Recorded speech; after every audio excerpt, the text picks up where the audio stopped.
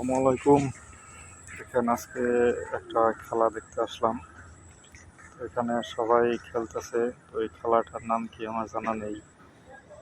তো দেখেন এখানে অনেকগুলো ছেলে মানুষের মধ্যে একটা মেয়েও আছে, স্বাধীনভাবে খেলতেছে, কোনো ঝামেলা নেই।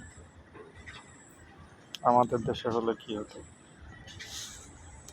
দেখেন, না দুইটা টিম, এই পাশে এক টিম, এই পাশে এক টিম, এখানে এরা সবাই একসাথে খেলতেছে।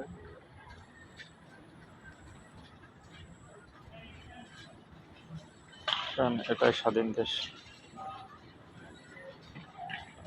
আরেকটা আরেকটা মেয়ে চলে আসছে। আহ, 2, 6, 6, 8, 10, 15, তো 10জন ছেলে 2জন মেয়ে খেলতেছে। এই খেলাটার নাম কি কারো জানা থাকলে কমেন্টে জানাবেন।